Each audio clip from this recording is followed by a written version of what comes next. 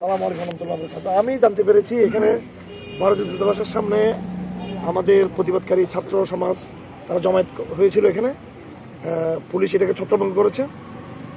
এটা হতে পারে, প্রতিবাদ হতে পারে, বা পুলিশ হয়তো শান্তি শৃঙ্খলার জন্য উদ্যোগ নিতে পারে, কিন্তু আমাদের আপত্তির জায়গাটা হলো আমাদের কিছু ভাইদেরকে এখানে আটক করা হয়েছে।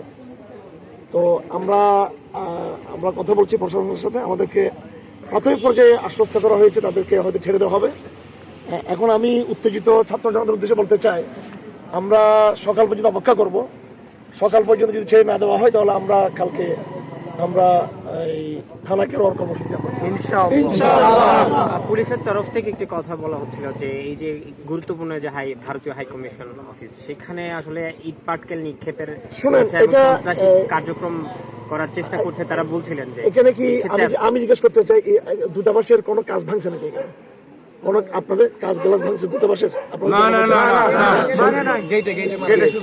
এটা একটা পুরো দেশে একটু উত্তেজনা চলতেছে।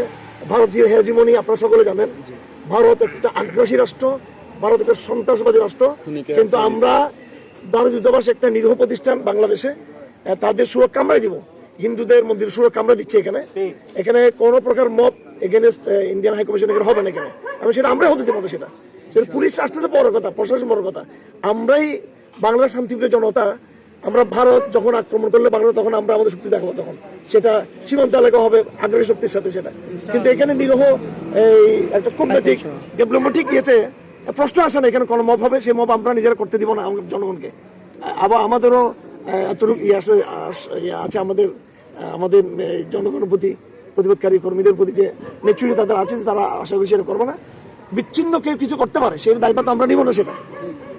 আমি সেজন্য আসছি এখানে। যে আরেকটা বিষয় আমরা দেখলাম যে এই যে ঘটনাকে কেন্দ্র করে যখন আন্দোলন চলছিল, আন্দোলনের পরবর্তীতে সবাই যখন ফিরে যাচ্ছিল, বেশ কয়েকজন প্রায় 50 জনের একটি গ্রুপ এসে এখানে হামলা চালাচ্ছে। আপনার কি মানে এই যে ইট পাটকেল মেরেছে, আপনার কি এটাকে ষড়যন্ত্র হিসেবে দেখছেন কিনা, বা অন্য কেউ এই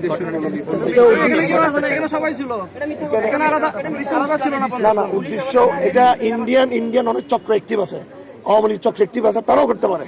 আওয়ামী লীগ করে আমাদের দুষ্টামি দিতে পারে, আমার তো এটা মনে হচ্ছে আওয়ামী লীগ করতে পারে। আর একটা কথা হলো, অতীতে তারা দেশে ওসমান হাদির মতো লোককে হত্যা করা হয়েছে, শহীদ করা হয়েছে, ভারত দেশে গণহত্যা চালিয়েছে।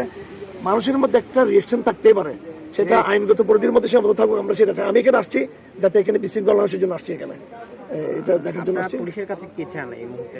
আমরা পুলিশ এবং ঊর্ধ্বতন কর্মকর্তা আমাদের ইতিমধ্যে কথা হয়েছে, আমাদেরকে আশ্বস্ত করা হয়েছে যে যাদেরকে আটক করা হয়েছে তাদের ব্যাপারে একটা সিদ্ধান্ত, ইতিবাচক সিদ্ধান্ত আসতে পারে। আমরা একটা যৌক্তিক সময় পর্যন্ত অপেক্ষা করবো। যদি আমাদেরকে ছেড়ে দেওয়া না হয় ওনাদেরকে, তাহলে আমরা প্রতিবাদ কর্মসূচি ঘোষণা দেবো ইনশাআল্লাহ।